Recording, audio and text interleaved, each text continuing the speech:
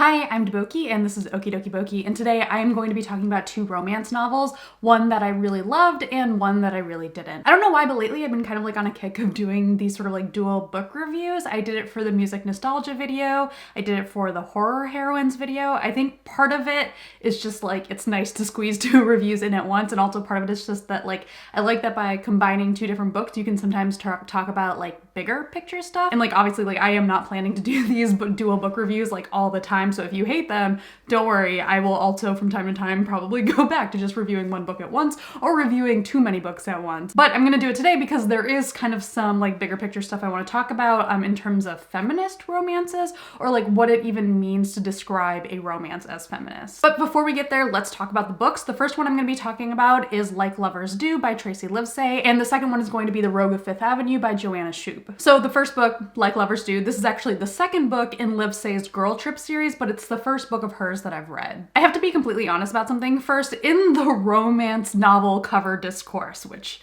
has been a thing in the past few years in particular, but we talk about like kind of this dichotomy of like the cheesy half-naked covers versus like that newer, cuter illustrated style, and I am on record as saying that personally I kind of prefer those cheesy half-naked covers. They are like the embodiment of romance to me, but like as the industry gets more and more settled into this illustrated style, I'm like getting more and more okay with it. Obviously like some covers have been pretty spectacular. You Had Me at Hola has like one of the most beautiful covers I think that will come out this year. But setting aside like that dichotomy, there's also a third type of cover that I feel like we don't talk about as much, and that is this sort of like soft focused landscape cover that almost feels like an ad for a really nice bed and breakfast in like Maine or something. And I almost never read books with these types of covers because actually, there's no reason. Like, I have no actual reason. For some reason, I am just weirdly prejudiced against them. I just see them and assume that they like imply a boring book. No rational reason. This is completely on me. So I like would not have picked this book up usually, but luckily I wrote a review of it on EW.com, and the way that they talked about it, I was like, okay, cool, this sounds good, let's give this book a shot. The heroine of Like Lovers Do is Dr. Nicole Allen. She spends the book going by Nick. Nick is a surgeon, and she's very, very focused on her career, in part because she's really proud of her work, and she's really proud of her independence, but also because she is a Black woman in medicine contending with a lot of racism, so she's having to navigate that against her personal life. I think in the beginning of the book, Nick is a resident at Johns Hopkins, I believe, and I mean, the specifics of that are not necessarily super important. It's just that she is very successful in where she is at her career so far. And in the beginning of the story, she's living in a place owned by Benjamin Reed Van Mont, who is both her landlord and effectively her roommate. Ben, her roommate, landlord, also friend, has grown up in a super wealthy family, and they were doctors. They also own like a pharmaceutical company, so like he has a lot of hangups about that because of reasons that we'll get into. And one of the rules he's developed since his childhood, being raised by doctors, is that he will never ever date a doctor. But of course, that is not what happens. Ben and Nick are friends, but then Nick gets in trouble at the hospital because of a racist intern, so she calls in a favor with Ben's mom. So to pay him back, Nick decides that she's gonna go with him to Martha's Vineyard, where a bunch of his friends are gathering along with his ex-fiance,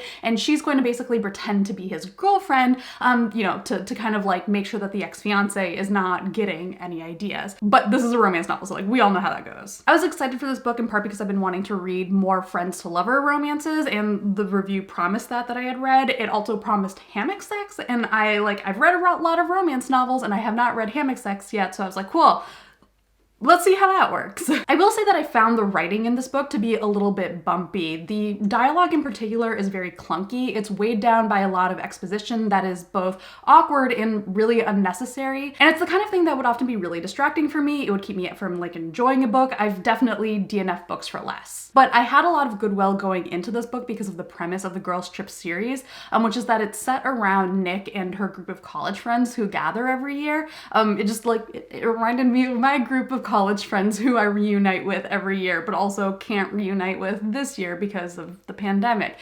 And the book starts with the chapter of like them all gathering and kind of like commiserating. And so just for me, like, I had a lot of like affection going into the book just because of that premise and that chapter. And on top of that, Ben and Nick are just really, really cute together. They are both so reasonable in most of their personal boundaries that watching them negotiate the parts that seem unreasonable is just very like nice and sweet. And they both have a really good balance of what they can call out in each other. Nick, like I said, she really values her career, but she knows that pursuing it at the level that she wants to means that she's not necessarily going to be able to have an easy time balancing it with a romantic life, given the expectations for women both like professionally and personally. If the idea of balancing career and family sounds cliche in general, especially for a woman in STEM, then what will save you in a story are the specifics. And Nick is a fully realized character who isn't singularly defined by her ambitions or her hangups. I really like that even though a lot of this book is about her becoming comfortable with an actual romantic relationship, it doesn't actually make it out that she's like dissatisfied without romance. She's getting plenty of action. She's pretty happy. It's only that when she does find that Ben could be a good partner for her that she's starting to have to contend with her assumptions that she can't have a romantic relationship at all. Ben, meanwhile, is a sweet summer child of privilege. He's grown up rich, but he's also resentful towards his parents, who are always much more busy with their careers than like with him. And he really wants to be able to have the family life as an adult that he couldn't have as a kid. He's also just a really good dude. Like, he is just very nice, but like not like cloyingly so. He's just like a very reasonable person. But because of all of this stuff from his childhood, he's decided like a few things. Like, he's decided that he is going to build his own company separate from his parents. He wants to be able to like make his own money. He doesn't want to be dependent on his parents for like the entirety of his career. But even though he's building his own company, unlike Nick, he's actively rejecting the idea of being more ambitious because he doesn't want to be like his parents. But of course, even with his heart in the right place, that lack of ambition is a reflection of his own privilege. And so watching him and Nick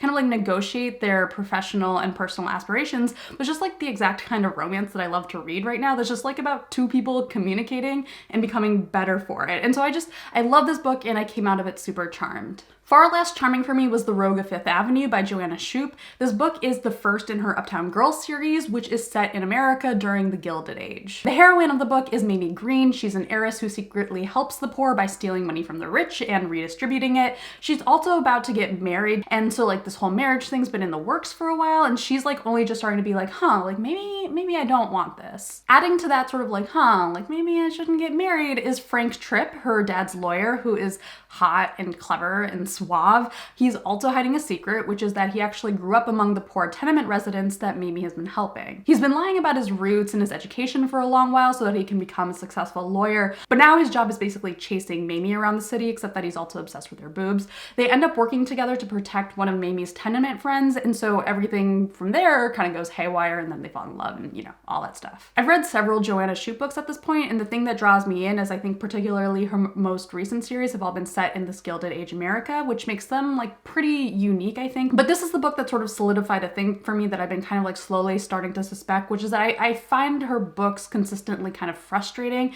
in the way that they seem to draw upon feminist values, but like don't do it in a way that like I necessarily agree with. These aren't books that are necessarily claiming to be feminist, though a later book in the series does have a suffragette heroine, so like maybe they do. I don't know, I'm not really gonna find out. But the heroines are like explicitly discussing and attempting to buck the patriarchy, and so I think it's pretty fair to assess like the ways that the book is attempting to portray that. Unfortunately for me, the portrayal is pretty shallow, and the effects are frustrating for both Mamie and Tripp's character. The book does a lot of like, Mamie was unlike any other woman Tripp had ever known, which like, like fair enough. Like presumably the person you are falling in love with is like a little exceptional compared to everyone else that you know. But when that phrase gets repeated, and it's for stuff like, quote, Mamie was unique unlike other women who needed material things, it starts to feel like every woman Tripp has ever known is being thrown under the bus. This would just be like a small point of irritation for me, but where it climaxes quite literally is with Tripp ejaculating inside of Mamie. Like on its own, that's just like a personal detail about how these two people are having sex. So like, I don't know, like, like fine, whatever. But the book makes a point before this to have Tripp explain that he is very, very, very, very responsible when he sleeps with women and doesn't want to risk anyone having an unwanted pregnancy. So he is very careful to pull out. Again, this is a thing that the book actually states. It includes this for me, the reader, to know. But Mamie, again, is unlike any other woman that Tripp has ever known. And apparently he is so overcome with passion in the moment that all caution is thrown completely to the wind, and the result is inside of her. And it's this weird sort of like sexy romantic thing in the story, but like Tripp does apologize, so I guess like that's good. Except like Mamie is kind of like very like shrug emoji about it. You might argue with me about whether I'm projecting modern sensibilities onto a book set in the Gilded Age. First off, pregnancy has worked this way for a long time. Sex has worked this way for a long time. So I feel okay quibbling with that. But to me, the most generous read of this book is that it's about Mamie developing some sense of agency over herself, including reproductive agency. There's actually a whole argument in this book with her dad, who has basically expected her to breed with the guy that she's supposed to marry and has actually written up a whole contract around it. And she is understandably livid in that situation. So the lack of agency in this context is just weird, and it completely undermines what the book has been doing with her character at other points in the story. However, not to spoil the story, but this lack of restraint does not actually result in an unwanted pregnancy. So you might argue that I am picking on a very minor detail of smut that doesn't actually impact the plot that much. And you would be 100% correct. That is why it makes me mad. It's completely unnecessary. The only way that I can think that the scene makes any sense if you're using it to establish for the umpteenth time that Mamie is exceptional. Her pussy makes men who have been super responsible all this time suddenly forget how to pull out and they lose all control. Like, how romantic, how not like the other girls. But it's also kind of fitting because I feel like Mamie's character is in line with a certain shallow feminist take on historical romance heroines, where the entirety of their arc boils down to bucking the patriarchy. There is no personal growth. The character starts out headstrong and rarely wrong in the beginning and stays that way through the end of the book. And I don't think that that's inherently bad. I think when I first started reading historical romances, it was actually kind of charming and refreshing. But after reading so many iterations of these characters who are also like interchangeably plucky and who often happen to be like upper class rich white women, it's starting to wear a bit thin, and it's kind of grating when I think about it against like a lot of current day discussions around white feminism. This arc gets to its most frustrating point when Mamie learns Tripp's secret, that he's actually grown up poor, and promptly makes it all about her and gets very, very sad. Look, I get the notion that you would be pretty bummed if you found out that the guy that you're getting serious with has been lying about this whole part of his past. And I'm not mad at her for feeling bummed that he didn't trust her with this secret, but she makes it this whole thing about he must have like never loved her, and like, I don't know, like maybe I'm too detached from the situation, but I just felt like of all people, like she is the one who should probably most understand what the stakes were for him in keeping all of this hidden. With these complaints registered, let me just say that in general, I don't usually find it super interesting to deliberate whether like any given work is feminist. As a starting point, arguing over whether something is feminist usually trades engaging like the specifics of the work for a formless and necessarily unsatisfying conversation. Feminism is such a broad term with so much history behind it, and a lot of hand-wringing over whether like a book or a movie is feminist flattens down both the individual and systemic factors that drive feminism and the responses to it. This video was inspired by a Twitter thread that the romance writer Courtney Milan posted about what makes a book feminist, and her response from the top is like that she's not sure. And I'm gonna link to her thread down below. It's a pretty quick read, so I'd recommend clicking it. But just like as a quick summary, her points are basically like feminism means a lot of different things to different people. There are plenty of ways for a book to be feminist, but there are also plenty of ways for a book to seem feminist while actually using tropes that are pretty not feminist depending on your own personal values. I think the tweet that best sums this up is when she says, "I try to write books that reflect my personal values, and some people would call those values feminist, but I'm aware that the word itself means wildly different things to people, and I feel that it's not often a good description in the genre." She's coming at this as a writer, but I think it's a good thing to keep in mind when it comes to reviewing books as well, especially given the way that the word feminist is sometimes used in marketing. And the thread in general made me think about these two books in particular because I had such different responses to them. To be clear, as far as I can tell, neither of them is claiming to be a feminist romance, but it's hard for me to read them without assessing them against what feminism means for me personally. Part of what I liked about Like Lovers Do is how it combined Nick's personal character arc around ambition, which is like so rooted in her experiences as a Black woman, and takes that and combines it with a real sense of story. Nick is dealing with issues of anti-Black racism that are not things that I personally experienced and can claim to identify with, but her overarching story of balancing like personal and professional, particularly in a medical context,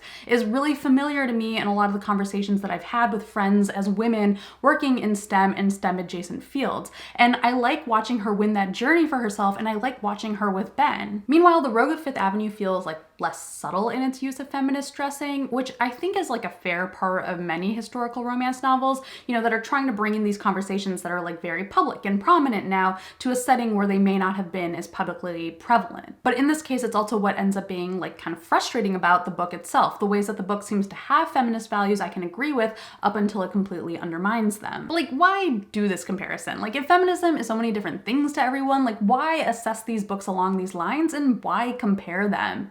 Well, first off, because I can, but also because this is a thing that I find really fascinating about the romance category overall. This ties into conversations we've been having on BookTube about reading critically versus reading for fun, and also like the idea of politics in your reading. I was on the Booknet Fest panel about politics and reading, and all of the panels this year are online, so if you want to listen to that discussion, I'll link to the podcast episode with that discussion down below. And I found that panel like really useful for me. I mean, everyone in that panel has like been someone that I've listened to them and been like, oh, like that's a useful way for me to think about my reading. So I would recommend listening to that discussion overall because it is useful, but it was also pretty fun. But relating this like big, vague discussion to the specifics of this conversation, romance is the genre that I read most for fun. But that for fun factor is related to the wish fulfillment that is like core to romance. Like that is a core principle, like the happily ever after, all of that is so tied together. And that wish fulfillment is rarely just about the individual character romances. It's also a wish fulfillment about how the world works. And like sometimes we're all just collectively engaging in pretend for that. Like we're like, yeah, sure, like dukes were hot. Or also like, yeah, that billionaire that you're banging totally got his money in ethical ways. But it's also often like more simple, tangible things. Like I will find a partner who supports me through this like sexist, racist hellhole of a society, you know, that kind of thing that a lot of us probably want. Either way, it's connected to politics, whether we're talking about class, race, gender, sexuality. It's all still politics, even if it's for fun. Maybe especially because it's for fun. I think sometimes when we talk about politics and reading, people treat it as being like strictly a thing about like insisting on a certain type of morality be present in all books, or like that this is coming from a position of moralizing. And like, I can't speak on anyone else's behalf, but like for me, let me tell you, like the more I do this, the more certain I am that I have no moral authority in this conversation. But for me, this is not about finding a book that's like flawlessly woke or whatever that would mean. I don't expect a book to be perfect. Like that just wouldn't be fair. Like the more I read, the more I find things like I didn't know. So like, how could I expect anything different from writers? I'm not expecting books to be perfect, but I do think it's fair to expect them to be consistent and to be able to figure out what those consistencies and inconsistencies in any given work mean. So for me, this thing that I read the most for fun is also the one that trades most obviously in the things that I'm reading critically for, and I'm using to understand conversations happening outside the world of books, which is why I find romance so interesting. It's just all so there. So yeah, that is 2 book reviews and then like a bunch of additional thoughts. So if you have any thoughts about the books that I talked about, or any thoughts about the thoughts that I talked about, or any additional things you just want to say, let me know down below. And thank you guys for watching. Bye.